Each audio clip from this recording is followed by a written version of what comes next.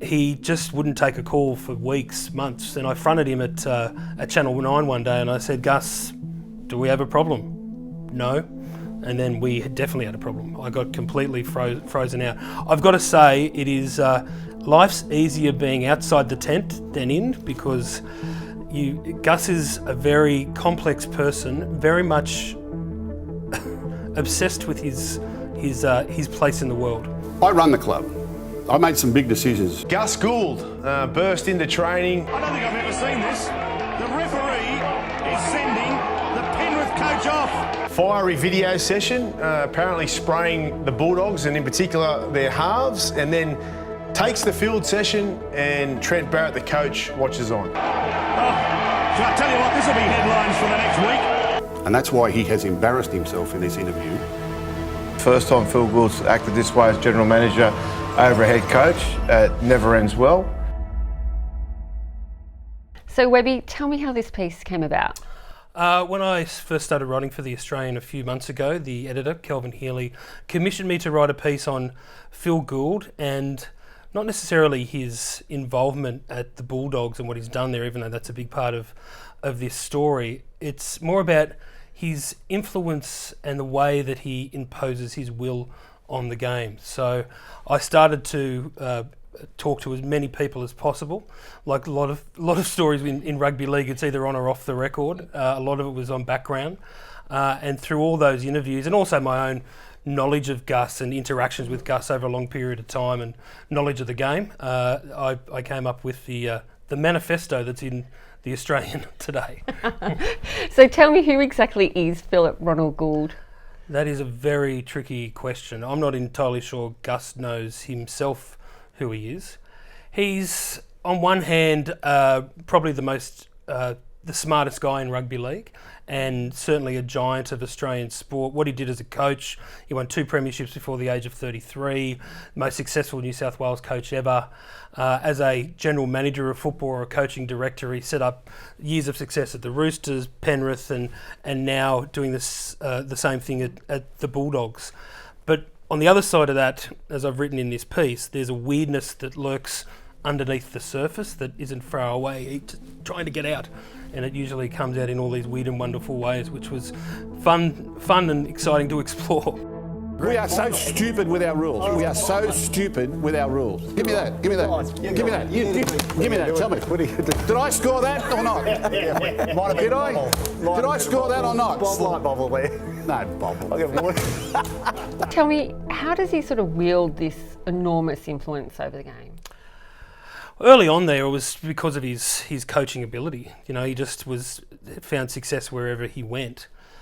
He has everyone in rugby league, all the big names, all the power brokers in rugby league, love to get their hands around their control of how things happen, and usually that is trying to curry favour with the people who run the game, whether it's the chairman of the game, whether that's the CEO of the game, directors, whoever. Gus is a bit different to everybody else. I've seen it happen with Nick Politis. I've saw it over the years with Bob Fulton. There's like all these. Rugby league's a ruthless game which has a lot of big characters.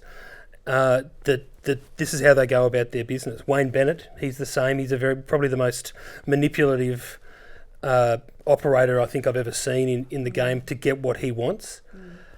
But Gus is different because nobody has or has ever had a media voice like he does, and that makes him extremely powerful. And it makes people scared of him. And it makes people like, as I explore in this piece, Peter V'landys, who is intimidated by nobody, but when it comes to Phil Gould, he treads very carefully. In rugby union and in AFL and in other contact sports, They're different games. At different speeds. Yeah, but the theories are the same. Is that they're contact sports, Phil. And if you don't think concussion is a serious issue, it is. I'm not saying concussion is not a serious issue. No one wants to see concussion. The vast majority of our concussions are not people being hit in the head when they're running the ball. The vast majority of our concussions are people making tackles. You've got pretty close to Gus in the past. Can you tell me what it's like being on the inner circle and then what it's like being on the outer? I wouldn't ever say, like, journalists to Gus are a means to an end. And I get that. You know, that's the transactional relationship between a reporter and someone in the game. That's you would have noticed that yourself. Yeah. And you can't get too close to them. Rugby league's a bit different. It's a very matey game. You've got to get close to people to get the information and the stories that you want. You get, you know, particularly managers and CEOs and chairs. That's where all the gold is. And it's a very fine line that you have to tread to try and maintain your ethics and also maintain a relationship. Gus and I were really close because we both worked at Fairfax many years ago. I've known him for 20 years. And also I just loved being in his company because he's a fascinating guy, and he's just, as I said before, he's got so much rugby league intelligence. Like he's a goldmine of information that you really want to tap into.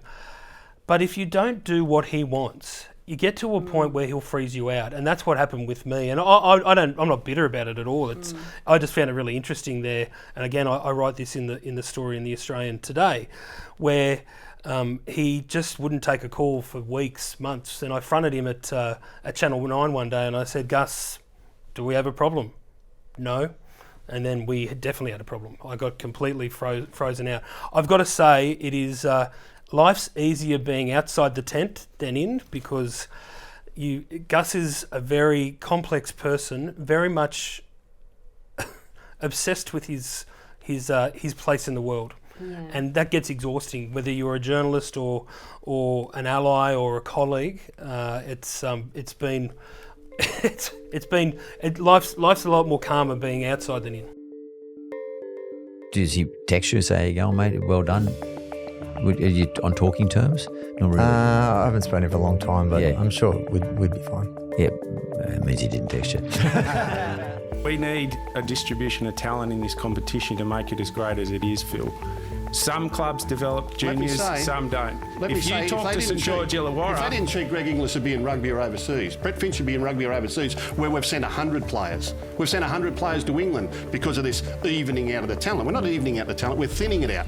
We're sending it to other codes and overseas. But this is an argument over the cap, not necessarily... I just want to know what we've learned from this. I want to know what you're going to do with the salary cap so this doesn't happen again. All clubs did agree to the cap. You've brought this on yourselves.